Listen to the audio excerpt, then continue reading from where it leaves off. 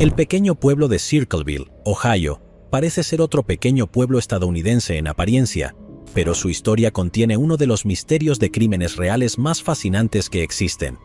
A finales de la década de 1970, los residentes del pueblo comenzaron a recibir extrañas cartas de un individuo misterioso. Como una versión de poca tecnología de Gossip Girl, este maligno amigo por correspondencia parecía saber mucho sobre los 14,000 residentes del pueblo, incluidos algunos de sus secretos más oscuros. No mucho después de que comenzaran las cartas, los chismes en el pequeño pueblo tomaron un giro mortal. Así pues, comenzó una campaña de tormento psicológico que duró casi 2 décadas y dejó un rastro de vidas arruinadas a su paso. Pero, ¿quién era el misterioso individuo apodado el escritor de las cartas de Circleville? Esa es la pregunta que intentaremos responder hoy. Para ello, nos sumergiremos en una red enredada de tramas, venganza, muertes inexplicables y encubrimientos policiales. La leyenda local dice que las primeras cartas de Circleville aparecieron de la nada una mañana a finales de 1976. Varios de los 14,000 residentes del pueblo encontraron en su buzón un sobre escrito a mano, con matasellos de la ciudad de Columbus, a unos 40 kilómetros al norte. Por supuesto, no había remitente en la parte posterior. Dentro, había cartas amenazantes llenas de detalles privados sobre sus vidas. El escritor hacía acusaciones y amenazas que hacían que los destinatarios se sintieran aterrorizados en sus propias casas. El 3 de marzo de 1977, le llegó el turno al superintendente escolar Gordon Massey. Cuando se dirigía al trabajo en la Westfield High School, había una carta esperándolo en su bandeja de entrada. La escritura en el frente del sobre estaba en mayúsculas y en bloque. El mensaje en su interior lo hizo comenzar a sudar goterones fríos. A simple vista, Massey tenía una vida suburbana ideal. Tenía éxito en el trabajo, una esposa amorosa y un hijo adolescente en casa. Sin embargo, el contenido de la carta parecía sugerir que no era exactamente el hombre de familia ejemplar que aparentaba ser. Estimado señor, según mi novia, le has pedido salir muchas veces, y también has invitado a salir a otras conductoras de autobús. Esto debe parar de inmediato por el bien de la escuela y las familias. Si no se detiene, me veré obligado a escribir a la junta escolar y odiaría hacer eso. Aprovecharse de la chica de otro hombre es inaceptable. Te sugiero que te busques a una zorra con granos en la cara y te metas con ella y dejes a mis chicas en paz. En la carta acusaba a Massey de infidelidad y de abusar de su posición para coquetear con las conductoras de autobús a la espalda de su esposa. Llegarían más cartas en las próximas semanas, con una creciente intensidad. En algunas, el escritor incluso amenazaba con cortar los frenos de Massey y pinchar sus neumáticos si no podía controlarse. Pero lamentablemente, el superintendente no hizo caso de la advertencia, no logró conseguir una zorra con granos en la cara, y el remitente decidió delatarlo ante su empleador. No es que a Massey le hubieran dado mucho tiempo para demostrar que era un hombre nuevo, de hecho, tenía menos de 24 horas. Al día siguiente de la primera carta, otra llegó a la Westfield High School, esta vez dirigida a la junta escolar. El extenso documento de 4 páginas acusaba a Massey de acoso sexual y urgía a la junta a deshacerse de él. Las copias de la carta son un poco confusas, por lo que parte del documento es ilegible, pero si se le cree al escritor, Massey molestaba constantemente a las más débiles. Además, termina con una advertencia ominosa: espero que no moleste a mi chica por su propio bien. Luego, llegó otra carta a la escuela más tarde ese día, afirmando que el escritor estaba vigilando la vida sexual ilícita de Massey todos los días y todos los detalles, incluyendo a las conductoras exactas con las que coqueteaba cada día. Por supuesto, la junta escolar no iba a despedir a un alto funcionario por algunas acusaciones no probadas de un novio celoso, así que el escritor intentó una nueva táctica. El 18 de marzo, el subdirector de la escuela recibió una carta afirmando que el escritor pronto enviaría pruebas de un romance poco ético, esta vez señalando a una conductora de autobús como otro objetivo principal de su odio. La carta seguía: quiero proteger su escuela, tiene buena reputación, deberían mantenerla así. Les enviaré pruebas sobre la conductora número 62917. Ella tiene un hijo en la escuela, pronto demostraré esto. Espero que lo despidan, verán que estoy diciendo la verdad. El escritor no sacó ese número de identificación de la nada. De alguna manera casi mágica, sabía lo suficiente sobre el sistema escolar para identificar a Mary Gillespie según su número de conductora. La madre casada de 2 hijos estaba a punto de convertirse en el punto focal de los retorcidos juegos del escritor. Mientras la escuela estaba siendo bombardeada con advertencias sobre la imprudente líbido de su superintendente, Mary misma estaba acumulando una pila de cartas no deseadas. En ellas, el remitente anónimo decía que sabía todo sobre el romance de ella y exigía que lo terminara. Comenzaron insinuando que el escritor la estaba acosando activamente a ella y a su familia. «Sé dónde vives, he estado observando tu casa y sé que tienes hijos. Esto no es una broma, por favor. Tómalo en serio». Ese sería solo un mensaje directo espeluznante estándar en estos días, pero cuando alguien te lo envía directamente a tu hogar familiar, lleva un poco más de peso. No obstante, a pesar del aparente peligro, Mary guardó las cartas para sí misma. Era aún más exasperante, porque ella negaba tener una aventura en ese momento. ¿Cómo podría terminar una aventura que no estaba ocurriendo? Así pues, simplemente se mantuvo en silencio, esperando que el problema simplemente desapareciera, pero no lo hizo. Así que las cartas llegaron con más frecuencia, y su contenido se volvió cada vez más cruel. «Sé todo, llama al sheriff, no puede vigilarte para siempre. RT, 3 Circleville, Ohio, 62917, número de autobús 474-7301. Seguiré llamando una y otra vez. Esto no es una broma». El escritor sabía dónde vivía, dónde trabajaba e incluso los nombres de sus hijos. Debió haber sentido un escalofrío de terror cada vez que uno de sus hijos llegaba unos minutos tarde o cada vez que escuchaba un ruido extraño durante la noche. Ningún lugar era seguro, pero ella continuó ignorando las cartas. Entonces, el escritor de Circleville decidió adoptar un nuevo enfoque. Al comienzo de abril, llegó otra carta a la casa de los Gillespie. Esta vez, iba dirigida a Ron Gillespie, el esposo de Mary. El escritor informó a Ron sobre la infidelidad de su esposa y le advirtió que, si no hacía algo al respecto, su vida estaría en peligro. «Por cierto, eres un cornudo. PD, voy a matarte por esto. Apenas parece justo, ¿no, amigos?». Cuando Ron le preguntó a Mary qué estaba pasando, ella negó la aventura. Admitió que algún loco la había estado acosando obsesivamente durante varias semanas, pero insistió en que todo era una fantasía delirante. Juntos, acordaron aferrarse aún más a la esperanza de que todo fuera solo una broma aburrida. Pero 2 semanas después, el 14 de abril, apareció otra entrega especial para Ron. «Gillespie, tuviste 2 semanas y no hiciste nada. Eres un cerdo defensor. Tú también eres un cerdo. Haz que admita la verdad e informe a la junta escolar. Si no, lo difundiré en CB, en carteles, letreros y vallas publicitarias hasta que la verdad salga a la luz. Solo los cerdos montan motocicletas. Buena casa en tu camioneta roja y blanca camino al trabajo». Lo seguí durante semanas desde el verano pasado y la vi encontrarse con él varias veces. Verás que esto no es una broma. Esta es solo la versión resumida de la carta. La versión completa suena aún más frenética y delirante. Las cosas se estaban calentando y esta última carta demostraba que el escritor no solo conocía su dirección, sino que el lunático ya la había visitado en persona. ¿Cómo diantres sabía qué tipo de camioneta conducía Ron? Esta vez, en la parte posterior de la carta, había una dirección de retorno, 550 de Ridgewood, Circleville, Ohio. Pero no es que el autor hubiera cometido un error y revelado su identidad. Esa era en realidad la dirección del superintendente del cuchiplancheo, Gordon Massey.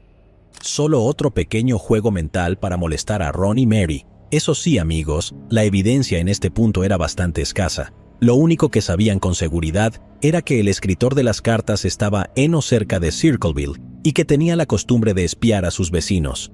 Tal vez un examen más detenido de las propias cartas nos dé algo más para trabajar.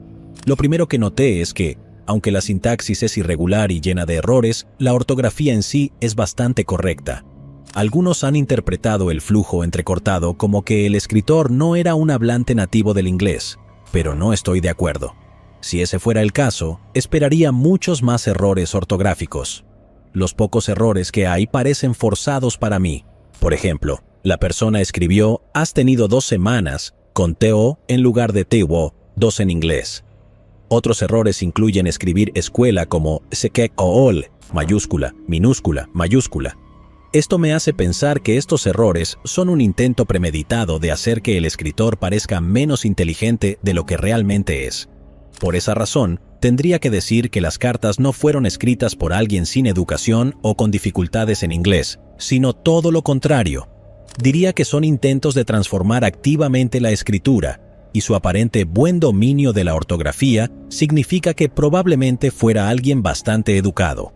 Luego considera el hecho de que en la segunda carta a Ron parece que el único signo de puntuación que el escritor conoce son los 2 puntos. Lo usó unas 100 veces por todos lados. Sin embargo, en las cartas anteriores a Massey y a la escuela, ese hábito está totalmente ausente. Es solo una corazonada, pero supongo que la destrozada gramática es solo una farsa. La fuente es otra prueba de que el escritor se esforzó por ocultar su identidad. Todas las letras están escritas en mayúsculas gloriosas, pero hay algunos cambios notables entre las primeras y las últimas. En las primeras cartas dirigidas a la escuela, el remitente tiene una caligrafía mucho más redondeada y convencional. Sin embargo, en las cartas posteriores, usa una especie de escritura en bloque, como los números en un reloj digital o la calculadora. Los caracteres también se vuelven toscos y garabateados, como si el escritor hubiera comenzado a sostener el bolígrafo con un puño para ocultar su escritura natural. Luego está la evidencia más concreta adjunta a las cartas. Todas fueron selladas en Columbus a unos 30 minutos en auto hacia el norte. Para que las cartas llegaran con tanta frecuencia, debes asumir que el escritor es alguien que tiene mucho tiempo libre. Alternativamente, podría tener un trabajo en Columbus que les permita dejar el correo todos los días sin levantar sospechas. El contenido en sí mismo claramente sugiere que esta persona tiene un interés personal en la supuesta aventura de Mary y Gordon. Por un lado, el escritor afirma ser pareja de una de las conductoras de autobús, lo que significa que probablemente sea hombre. Curiosamente, el escritor no habla solo de una mujer, hace referencias repetidas a sus chicas, en plural. Esto podría ser otro intento de confundir, o que podría tener alguna especie de delirio de posesión o preocupación por varias mujeres. En cualquier caso, parece que arruinar la carrera de Massey era su objetivo principal. El escritor cree que él es una especie de maníaco obsesionado sexual que está decidido a arruinar la vida de las conductoras de autobús. Su afecto particular por Mary simplemente la convirtió en un blanco principal también, pero hay una cosa que necesitamos saber ahora ¿era real la aventura? Mary lo negó durante mucho tiempo e incluso el sheriff del pueblo repitió oficialmente su versión de los hechos a la prensa. Sin embargo, más tarde admitió que ella y Gordon Massey estaban teniendo una aventura que comenzó justo después de que comenzaran las cartas. Supongo que si ya están amenazando tu vida, podrías disfrutar del crimen, pero no me lo creo. Parece que Mary solo quería mantenerse inocente el mayor tiempo posible, y solo se sinceró después del terrible destino de su esposo. Volviendo a la casa de los Gillespie en 1977, la pareja convocó una reunión de crisis con sus seres queridos más cercanos para planificar su próximo movimiento. Invitaron a la hermana de Ron, Karen Fresher, y a su esposo Paul. Juntos, redactaron una lista mental de sospechosos basada en la información revelada en las cartas, entre ellos un hombre que había intentado seducir a Mary el año anterior, un compañero conductor de autobuses llamado David Longberry. Los dos habían sido amigos en el pasado, pero su relación se agrietó después de que Mary se negara a dejar que fuera algo más que eso. Tal vez el escritor de las cartas de Circleville era él desahogando su frustración hacia la mujer que lo rechazó y hacia el apuesto jefe por el que sus colegas femeninas se derretían. Eso tendría mucho sentido, especialmente porque explica por qué el escritor está tan involucrado en las vidas románticas de las conductoras y por cómo se refiere a varias mujeres como mis chicas. Tal vez se veía a sí mismo en un papel protector paternal de las conductoras. También sería bastante fácil para él recopilar información personal sobre Mary y Massey. Seguros de que Longberry era el culpable, la familia ideó un plan para asustarlo. Encontraron su dirección y le enviaron algunas cartas desagradables. Le advirtieron que sabían que él estaba detrás del acoso y que irían a la policía si no se detenía. En los próximos días, Mary y Ron revisaron el buzón sosteniendo el aliento, esperando que no aparecieran más sobres garabateados. Pasaron días sin recibir nuevas cartas, así que la pesadilla había terminado por el momento.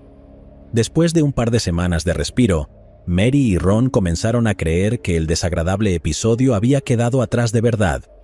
Pero una tarde, mientras conducía a casa desde el trabajo, Ron vio algo horrible.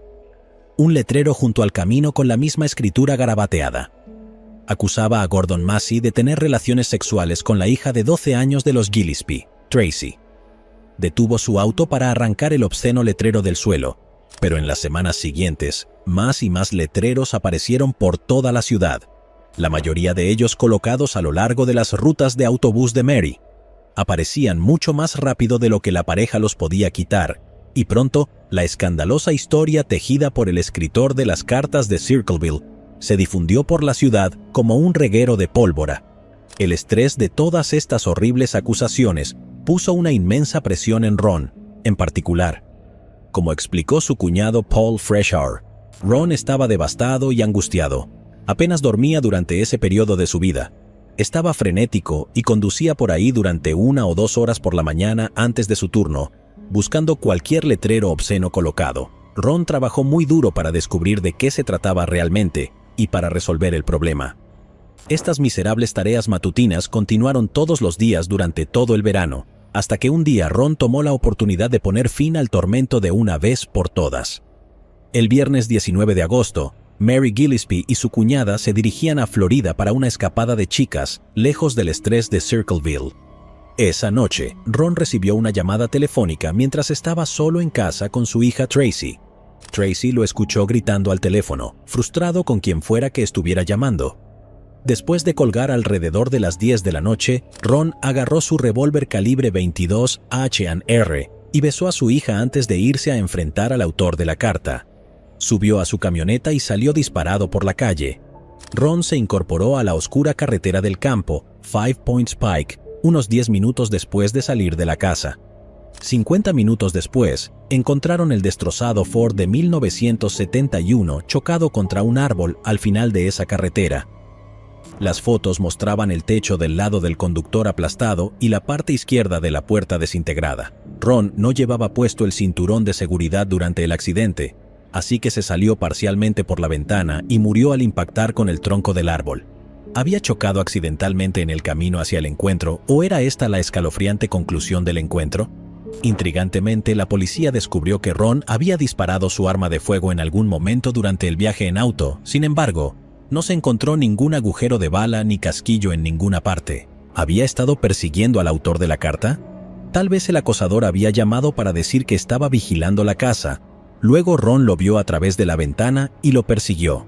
Eso es más o menos lo que su familia creía con firmeza.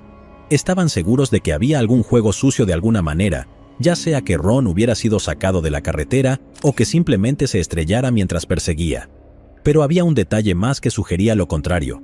El médico forense encontró que el nivel de alcohol en sangre de Ron era de 0.16, muy por encima del límite legal de conducción en Ohio. Su familia sostenía que las lecturas de alcohol en sangre eran imposibles porque Ron no era un gran bebedor. Pero siendo honestos, si el romance de tu esposa fuera el tema de conversación en el pueblo y un maniático te estuviera amenazando a ti y a tus hijos por eso, hay una buena posibilidad de que estuvieras escondiendo algunas botellas de vodka por la casa durante algún tiempo. La versión más probable es que Ron se marchó furioso. Tal vez la llamada realmente era del escritor o simplemente un bromista llamando para burlarse de Ron después de haber escuchado los chismes que saturaron el pueblo. Sea cual sea el caso, salió en busca de venganza, disparó su arma por la ventana enojado y luego se estrelló directamente contra el árbol en la intersección. Todo fue solo un trágico accidente causado por el estrés y el whisky, a menos que eso sea exactamente lo que quieren que creamos. Entonces, ¿quiénes son ellos? Bueno, no estoy completamente seguro de quiénes o por qué. De hecho, no parece que alguien pueda ofrecer explicaciones convincentes sobre las acusaciones de encubrimiento policial. Sin embargo, la familia de Ron consideraba que era una posibilidad muy probable. Paul Freshour recordó una vez: el sheriff estuvo de acuerdo conmigo en que había un acto criminal, pero luego, cuando me puse en contacto con él nuevamente, cambió completamente su actitud. La policía terminó declarando que todo fue un accidente. Aparentemente, tenían un sospechoso al principio, nunca se reveló su nombre, pero la persona logró pasar la prueba del polígrafo. Solo podemos asumir que este fue el conductor de autobuses, Longberry. Sin ninguna evidencia física en el lugar para sugerir lo contrario, Tendría que decir que esto suena como un caso cerrado. Lo único en lo que realmente nos basamos es en el hecho de que su familia nunca supo que Ron bebía. Yo supongo que sí, especialmente porque algunos especulan que él sabía que el romance era real y que el hombre que se acostaba con su esposa iba a volar a Florida para encontrarse con ella ese fin de semana. Si mi esposa se fuera para encontrarse con su novio y me dejara solo para lidiar con un acosador psicótico durante el fin de semana, lo primero que haría sería emborracharme por completo. El cambio de actitud del sheriff se puede explicar fácilmente porque Paul parece ser un poco molesto. Veo esto una y otra vez en docenas de casos. No convierten a un civil aleatorio en un oficial honorario de inmediato y comienza a gritar «conspiración». Y Paul no fue el único en hacerlo. De hecho, el escritor de las cartas de Circleville se puso de su lado poco después del accidente. Docenas de personas en la ciudad comenzaron a recibir cartas que afirmaban que el sheriff Radcliffe estaba encubriendo todo. En realidad, el escritor afirmó que Mary Gillespie y el superintendente Massey eran los responsables y que el sheriff los estaba protegiendo.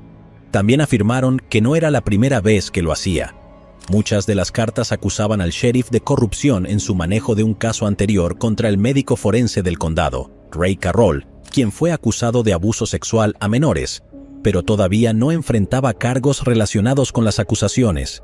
Si creías que las cartas se detendrían con la muerte de Ron, has subestimado gravemente la obsesión del escritor de Circleville. Mary siguió recibiendo cartas llenas de insultos vulgares y amenazas violentas durante años. Ahora avancemos rápidamente hasta 1983 porque las cosas están a punto de tomar otro giro mortal. En la mañana nevada del 7 de febrero, Mary conducía por su ruta con un autobús lleno de adolescentes cuando vio un letrero junto al camino. Estaba en el borde del campo de un granjero, justo como los letreros que su difunto esposo pasó semanas quitando. Acusaba a Gordon Massey de ser pedófilo y de abusar de la hija de Mary. Ella había recibido una postal el diciembre anterior advirtiéndole que esto comenzaría de nuevo si nunca admitía su infidelidad. Pero ver que sucediera de nuevo tan cerca de donde murió Ron enfureció a Mary. Ella detuvo el autobús y arrancó el letrero de su poste. Cuando lo hizo, descubrió que había una extraña caja fijada a él, conectada con una cuerda. Llevó el letrero y la caja de regreso al autobús y descubrió que la caja estaba sellada con pegamento. Después de terminar su turno, llevó todo a casa y logró abrir la caja con una herramienta. Dentro había una pistola con espuma de poliestireno y al otro lado había una cuerda alrededor del gatillo. Estaba claro que este ingenioso artilugio estaba destinado a dispararle a Mary cuando ella quitara el letrero.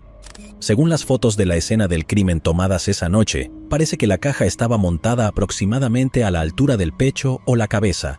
Estaba a solo un movimiento en falso de una muerte violenta. Ella se lo llevó a la policía, quienes descubrieron que el número de serie todavía era visible a pesar de un intento chapucero de limarlo. El propietario registrado probablemente era la persona que menos te esperarías. La pistola en la caja era nada menos que de Paul Freshour, el cuñado de Mary. ¿Había sido él quien estaba moviendo los hilos todo el tiempo? Ciertamente parecía así, pero ¿por qué? Bueno, un poco de contexto podría ayudarnos a entender. Paul se casó con la hermana de Ron Gillespie, Karen. Sin embargo, su matrimonio había estado en problemas durante años y se separaron meses antes del incidente del letrero trampa. Mary le dijo a la policía que no era especialmente cercana a Paul y que su difunto esposo era amigo de él, pero nada más. En general, parecía ser un personaje menor y poco destacado en todo este asunto y apenas un sospechoso principal. Pero algunas piezas encajan bastante bien con lo que sabemos hasta ahora.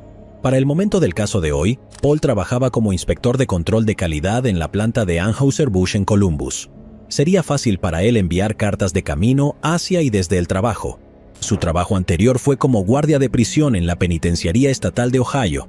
En 1968, él y otros 8 guardias fueron tomados como rehenes durante un motín y sometidos a una horrible pesadilla de 30 horas.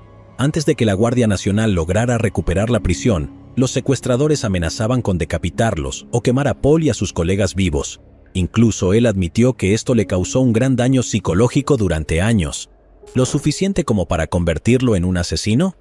Bueno, necesitamos un poco más de pruebas antes de llegar tan lejos.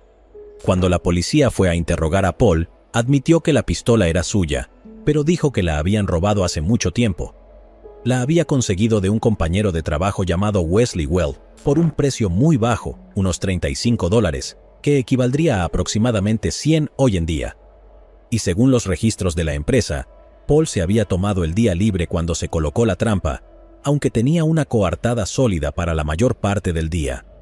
Después de establecer la línea de tiempo de Paul, el sheriff Radcliffe le hizo realizar una prueba de escritura a mano el 25 de febrero, y la forma en que lo hizo fue poco convencional. En lugar de pedirle a Paul que escribiera algo sin sentido y compararlo con las cartas, el sheriff le entregó fotocopias y le dijo a Paul que las copiara lo mejor que pudiera. Es un poco como pedirle a un sospechoso que sostenga el arma del crimen y luego tomarle huellas dactilares de inmediato. Por supuesto, cuando Paul terminó de escribir fue una coincidencia exacta, porque eso es literalmente lo que se le dijo que produjera. A pesar de las críticas generalizadas, el sheriff Radcliffe pudo usar esto como base para un arresto. Paul fue acusado oficialmente del intento de asesinato de Mary Gillespie. Paul preparó el caso al ingresar al Centro de Salud Mental Southwest, planificando fingir demencia, pero abandonó la idea y simplemente se declaró inocente. Cuando el caso fue a juicio, la fiscalía proporcionó pruebas adicionales de que Paul era el corresponsal venenoso que estaban buscando. Los expertos en caligrafía testificaron que las muestras de sus registros de empleo en Anheuser-Busch coincidían con 494 de los documentos. No tenemos una cifra exacta de cuántos documentos fueron enviados para entonces, pero esto probablemente representa la mayoría. Además, el jurado escuchó una gran cantidad de pruebas circunstanciales que apuntaban hacia él. A pesar de tener una coartada sólida para ese día, Paul nunca se molestó en testificar para defenderse. Su defensa fue débil y fue condenado a un máximo de 25 años entre rejas. Para mí, hay demasiadas preguntas sin respuestas para estar satisfecho con esta conclusión. Si Paul realmente estuvo detrás de las cartas, no puedo entender por qué luego intentaría asesinar a Mary. Y ya sabemos que el autor de la carta es astuto, lo suficientemente astuto como para poner pistas falsas en las cartas. ¿Qué tal si el arma en sí fuera otra pista falsa? Es decir, si Paul fue lo suficientemente astuto como para intentar borrar el número de serie, seguramente no habría hecho un trabajo tan mediocre. Tal vez le estoy dando demasiado crédito, pero un número de serie parcialmente borrado parece más un intento de inculparlo haciéndolo parecer más legítimo.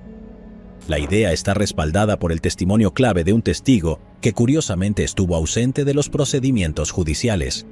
20 minutos antes de que Mary casi perdiera la cabeza, otro conductor de autobús vio a un hombre extraño merodeando por el lugar donde se colocó la trampa. Alto y delgado, no se parecía en absoluto a Paul, quien fue mejor descrito como un Super Mario de la vida real. El hombre estaba junto a un auto amarillo estacionado al lado de la carretera y fingió orinar en un poste de cercado mientras el autobús pasaba. Si esta era la persona que realmente plantó el letrero, entonces el estado de Ohio acababa de enviar a un hombre inocente a la cárcel, lo que explicaría lo que sucedió a continuación. Con el escritor de las cartas de Circleville a salvo tras las rejas, pensarías que su campaña de terror llegaría a su fin. Sin embargo, ese no fue el caso, sino de hecho, todo lo contrario. Durante los años 80, el sur de Ohio fue bombardeado con montones de cartas de su misterioso corresponsal. Aún más extraño, las cartas todavía llevaban el matasellos de Columbus, mientras que Paul estaba encarcelado. Las autoridades de la prisión lo pusieron en una lista de exclusión para detener el flujo de cartas, pero esto no hizo absolutamente nada. Aún así, los sobres seguían apareciendo en periódicos, escuelas, hogares y oficinas públicas de la zona. Ni siquiera encerrar a Paul en confinamiento solitario pudo detenerlas. El propio director de la prisión determinó que era físicamente imposible que Paul estuviera detrás de esto. Quien fuera el responsable estaba muy ocupado con seguridad. Se informó de más de 1000 cartas nuevas en todo el estado, e incluso algunas contenían arsénico en los sobres, no tan peligroso como el anthrax, pero supongo que te las arreglas con lo que puedes conseguir. Apuntaron a más de 100 personas en esta campaña de amenazas e intimidación, desde maestros hasta funcionarios de la ciudad. Muchas de estas nuevas cartas apuntaban a la corrupción política en el estado, centrándose en gran medida en el fiscal Roger Klein, el hombre que envió a Paul a prisión. Las cartas alegaban que, temprano en su carrera, Klein había dejado embarazada a una maestra y luego la había asesinado para encubrirlo. El escritor amenazó con desenterrar los restos como prueba. Una vez más, se burlaron del forense Ray Carroll por las acusaciones de abuso infantil, que resultaron ser correctas. Carroll fue descubierto en 1993. Tal vez el escritor tenía razón acerca de la corrupción o incompetencia del sheriff Radcliffe desde el principio. Todo esto demuestra de una vez por todas que Paul no fue el responsable de los crímenes. Sin embargo, las autoridades veían las cosas de manera diferente. Paul solicitó la libertad condicional en 1990, pero su caso fue rechazado debido a la continua recepción de cartas de odio en todo el país, cartas que él era incapaz de enviar. Pero, ¿a quién le importa un pequeño detalle como ese? Para empeorar las cosas, el escritor de las cartas incluso le envió un mensaje directamente a Paul en prisión, burlándose de él por haber perdido la oportunidad de obtener su libertad. ¿Cuándo vas a creer que no saldrás de ahí? Te lo dije hace 2 años. Cuando los ponemos en su lugar, se quedan en su lugar. ¿Acaso no escuchas en absoluto? Pasaron otros 4 años antes de que Paul fuera liberado bajo libertad condicional. Mientras tanto, buscó desesperadamente la ayuda del FBI, rogándoles que se hicieran cargo del caso y limpiaran su nombre. Desde detrás de las rejas, elaboró un informe de 164 páginas sobre los eventos de 1976 a 1983, culpando al sheriff Dwight Radcliffe. Gran parte de los detalles que conocemos hoy en día provienen de este enorme informe, pero debemos tomarlo con reservas. La tesis principal es que en el momento de la muerte de Gillespie, el sheriff Radcliffe se estaba preparando para postularse como presidente de la Asociación Nacional de Sheriffs, y mantener bajo control el problema del supervillano anónimo de la ciudad probablemente ayudó a sus posibilidades. Entre las otras solicitudes de Paul, también le pidió al FBI que investigara algunas de las otras acusaciones hechas por el escritor de las cartas de Circleville, incluyendo las acusaciones de asesinato contra el fiscal del condado Klein, quien en ese momento era un juez de alto rango. Pero esa parte de la trama parece poco convincente, para ser honestos. En primer lugar, nadie ha logrado confirmar si realmente ocurrió un asesinato. Por lo que pude averiguar, el juez sí dejó embarazada a una mujer, la familia lo confirmó, pero los detalles sobre muertes injustas son difíciles de obtener. O fue una fantasía inventada por el escritor, o una muerte real totalmente no relacionada con Klein. En cualquier caso, ¿por qué demonios le importa tanto a Paul? Todas sus divagaciones acerca de conspiraciones en Circleville no parecieron demasiado convincentes para el FBI, y ellos nunca aceptaron la oferta de Paul, así que él permaneció en prisión hasta que fue liberado bajo libertad condicional en 1994. Comenzó un blog y aparecía regularmente en público para declarar su inocencia, pero no hizo ningún progreso adicional. El mismo año en que quedó en libertad, las cartas se fueron secando gradualmente. Para principios de los años 2000, el escritor de Circleville ya había dejado de escribir y nunca se supo más de él. Eso concluye nuestra cobertura de los principales eventos en el caso de las cartas de Circleville, pero quedan muchas preguntas sin respuesta. Con todas estas piezas del rompecabezas, periodistas e investigadores en línea han logrado reunir algunas teorías bastante convincentes y un montón de absolutas tonterías también. Si revisamos a nuestros sospechosos uno por uno, tal vez podamos tener una mejor imagen de las personalidades. El primero en la lista, el hombre principal en sí, pobre Paul. El simple hecho de que las cartas continuaran mientras él estaba en prisión significa que definitivamente él no era responsable de todas ellas. ¿Pero eso lo exime de las que fueron enviadas antes de su arresto? Ciertamente, no podemos confiar en las pruebas de escritura, eso es seguro. Y Paul insistió en que todas las demás opiniones de expertos fueron fabricadas o forzadas por el sheriff para facilitar la condena. Luego, está el hecho de que Paul recibió sus propias cartas del remitente. Quizás tenía cómplices que aumentaron su producción para eximirlo de la culpa. Sin embargo, tengo una explicación más sencilla que se reduce a la psicología humana básica y desagradable. ¿Y si después de que la historia se convirtió en una sensación mediática en 1983, las cartas de Circleville se convirtieron en algo así como una moda? Estos eran los días previos a Internet, y la gente en todo Ohio podría haber disfrutado de la rara oportunidad de abusar anónimamente unos de otros bajo la apariencia de una amenaza misteriosa. Quiero decir, solo mira las cosas horribles que la gente está dispuesta a hacer con el anonimato en línea en estos días.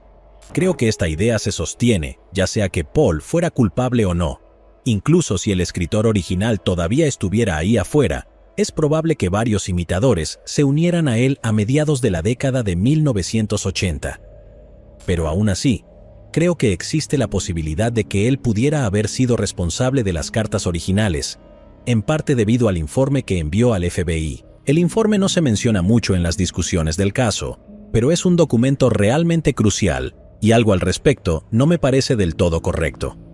Por un lado, Paul parece determinado a despreciar a Mary por continuar la aventura a pesar de las amenazas. Incluso escribe, ¿qué tipo de madre era ella?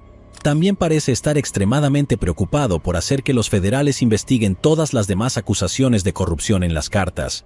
Si el objetivo era simplemente demostrar que no era culpable, ¿por qué perder el tiempo respaldando estas afirmaciones salvajes?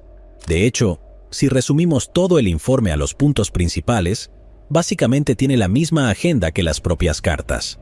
Vamos a dejar eso en suspenso por ahora y volver a un personaje secundario de nuestro primer acto, el conductor de autobuses, David Longberry. Fue el primer sospechoso en el caso y sus motivos y biografía encajaban perfectamente con las primeras cartas. Según podemos decir, fue absuelto de cualquier delito por el sheriff, sin embargo, eso no significa que fuera una buena persona.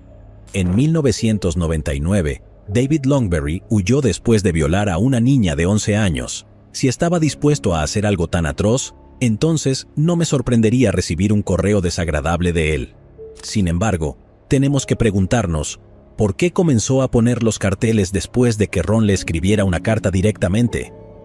Las cartas se detuvieron después de eso, lo que sugiere que fue Longberry. Entonces, seguramente el riesgo de colocar los carteles sería demasiado alto después de que ya lo descubrieran. Si volvemos a Paul por un momento, recordarás que estuvo presente en la reunión familiar cuando nombraron a Longberry como sospechoso.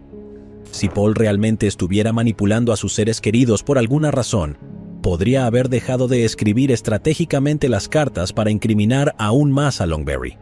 Nunca lo sabremos con certeza, pero el hecho sigue siendo que Longberry es el sospechoso más probable de las cartas originales, independientemente de si fue él quien colocó los carteles. Lo que sea que haya sucedido en esos primeros días antes de la muerte de Ron, es en la segunda mitad donde las cosas comienzan a ponerse realmente jugosas. Como mencioné antes, Karen y Paul Fresher se separaron poco antes del incidente de la trampa en 1983. Ella le estaba siendo infiel y el proceso de divorcio terminó siendo bastante complicado. Karen alegó que Paul la había maltratado físicamente, pero el juez se puso del lado de Paul y le otorgó la custodia de los niños. Karen luego se fue a vivir en un remolque en la propiedad de Mary Gillespie, despojada de todo lo que le era querido. Algunos creen que su resentimiento se convirtió en un fuerte deseo de venganza. A menudo se alega que ella hizo que uno de sus conocidos colocara un arma en la caja. Después de todo, cuando Paul fue a prisión, ella recuperó la custodia completa de sus hijos. Ella era quien más ganaba con su caída. ¿Pero realmente arriesgó la vida de Mary por venganza? Tal vez.